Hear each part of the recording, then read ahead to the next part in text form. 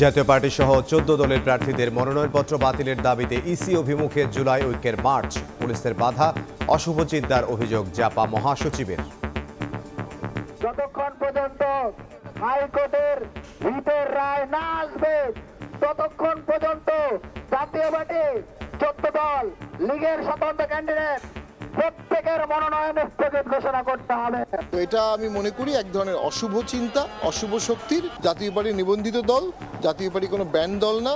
নিবন্ধিত দল হিসাবে জাতীয় পার্টির পূর্ণাঙ্গ অধিকার আছে ভোটে অংশগ্রহণের। নির্বাচনে জয় পাবেন জুলাই অভ্যুত্থানের তরুণদের অনেকে, আশা প্রধান উপদেষ্টার। Now they are on the street and then they are in the political party of their own. I'm sure some of them will get elected. And if they get elected, someone may be the education minister.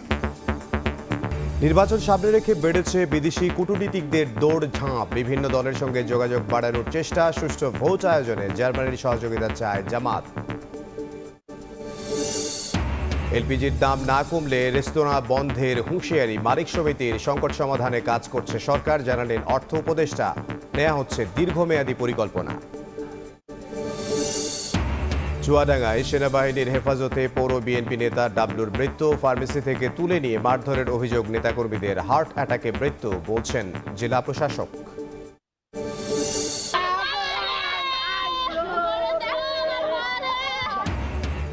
মাদারীপুরে covered ভ্যানের ধাক্কায় প্রাণ গেল ৩ জনের। ঢাকা বরিশাল মহাসড়ক অবরোধ, স্থানীয়দের বিক্ষোভে ২ ঘন্টা বন্ধ ছিল যান চলাচল। এবং বাংলাদেশের টি-20 বিশ্বকাপের ভেন্যু নিয়ে চূড়ান্ত সিদ্ধান্ত আসতে পারে আজ। আইসিসির সঙ্গে অনলাইন সভায় যুক্ত হচ্ছেন বিসিবি কর্তারা।